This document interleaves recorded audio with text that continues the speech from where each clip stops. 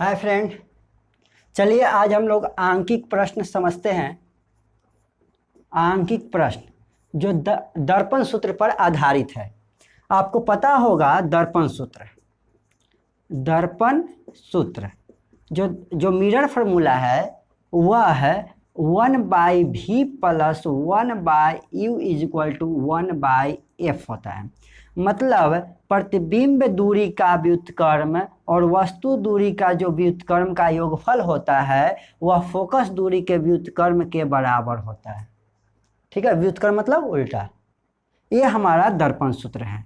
ये आपको हम एक अगले वीडियो में इस दर्पण सूत्र को साबित करके आपको बताएंगे, साबित करना बताएंगे।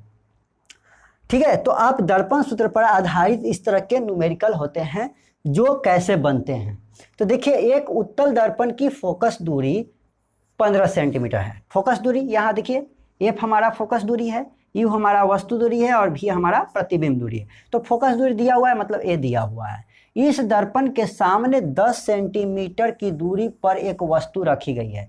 मतलब दर्पण के सामने, जैसे मान लीजिए एक उत्तल दर्पण है तो इसके सामने 10 सेंटीमीटर की दूरी पर एक वस्तु रखा गया है। मतलब ये वस्तु दूरी भी दे दिया है कि एक दर्पण के सामने 10 सेंटीमीटर की दूरी पर एक वस्तु रखा गया है। तो ये 10 सेंटीमीटर जो दिया है वस्तु दूरी आपको दे दिया है, मतलब यू भी आपको दे दिया है। ठीक है, अब देखिए, तो इस प्रकार बने प्रतिबिंब, यानी कि इसका कहीं ना कहीं प्रतिबिंब बनेगा और कहीं क्या बनेगा आपको बताया गया है सभी कंडीशन को कि उत्तल दर्पण में आपका काल्पनिक प्रतिबिंब बनता है और दर्पण के दाईं ओर बनता है, आपको पता होना चाहिए। तो बने प्रतिबिंब का स्थान एवं प्रकृति बताएं, मतलब कितना दूर पे बन रहा है, किधर बन रहा है, और प्रकृति बताना है कि वास्तविक बन रहा है कि काल्पनिक बन रहा है। तो आइए हम लोग देखते हैं कैसे। चलिए यहाँ हम लोग लिख लेते हैं गिव एंड डेट। ठीक है, गिव एंड डेट लिख लिया।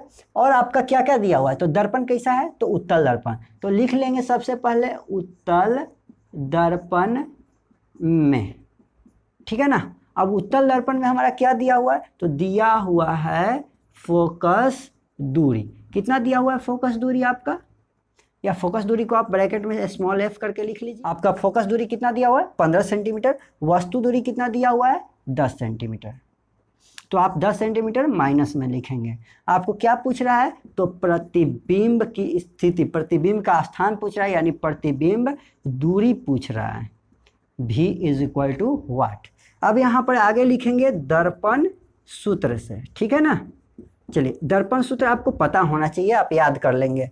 क्या होता है दर्पण सूत्र, तो 1/v + 1/u = 1/f। अब इसी पर मान आपको केवल रखना है। तो v का मान आपको पता नहीं है, तो आपको u का मान पता है। कितना आपको u का मान दिया गया है, u का मान आप देखिए यहाँ -10 सेंटीमीटर, -10 सेंटीमीटर। 1/f, f का मान कितना दिया हुआ है 15 सेंटीमीटर, प्लस में ही है। ठीक है, प्लस में ही रखे हैं। अब देखिए 1/v, अब प्लस और माइनस क्या हो जाएगा, -1/10 सेंटीमीटर बाई 1/15 सेंटीमीटर। ठीक है ना। अब आप 1/v को इधर रखिए और आप 1/15 सेंटीमीटर, और ये माइनस में है तो उधर जाएगा तो क्या हो जाएगा प्लस। तो 1/15 सेंटीमीटर, माइनस में तो पड़ जाएगा तो प्लस में हो जाएगा, तो 1/10 सेंटीमीटर। ठीक है, अब इधर आप एलसीएम ले लेंगे।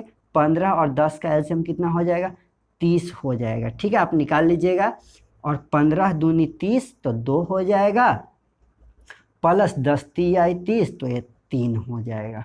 ठीक है ना। और यहाँ पे 1/v हो जाएगा। चलिए, अब यहाँ पे देखिए हमारा 1/v और = अब 2 और 3 कितना हो जाएगा, तो आपका 5 हो जाएगा, और बटा में कितना हो जाएगा, तो 30 सेंटीमीटर। आप काट दीजिए 6 मरतबा और तिरछा तिरछी गुना कर दीजिए। तो v में 1 से गुना करेंगे तो v, और आप तिरछा तिरछी गुना करेंगे तो आपके क्या हो जाएगा 6 सेंटीमीटर। तो आपको पता चल गया कि प्रतिबिंब दूरी हमारा 6 सेंटीमीटर।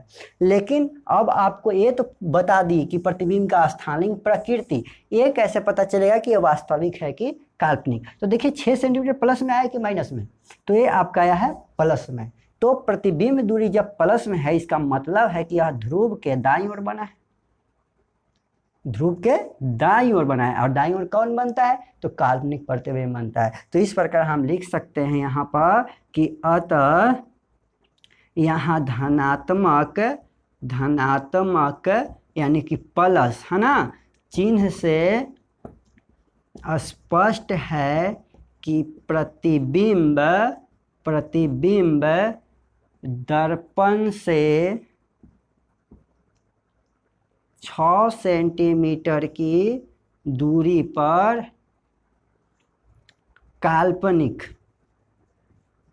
बनता है। या आप ऐसे भी लिख सकते थे, स्पष्ट है कि प्रतिबिंब दर्पण के दाईं ओर 6 सेंटीमीटर की दूरी पर बनता है। ठीक है, ये आप लैंग्वेज जितना आप अच्छा लिखना चाहें आप उतना अच्छा आप लिख सकते हैं। ठीक है, चलिए अब अगले आपको कोई भी और प्रश्न हो तो आप पूछ सकते हैं। या बिल्कुल हम बेसिक आपको बताए थे दर्पण सूत्र पर आधारित, इसका कंबाइन भी आपका न्यूमेरिकल आता है जो आवर्धन और दर्पण सूत्र से दोनों का कंबाइन रहता है। ठीक है, दर्पण सूत्र भी उसमें उपयोग में लाया जाता है और आवर्धन का फॉर्मूला भी उसमें उपयोग में लाया जाता है। तो आप इसका प्रैक्टिस करेंगे फिर आपको वो भी आपको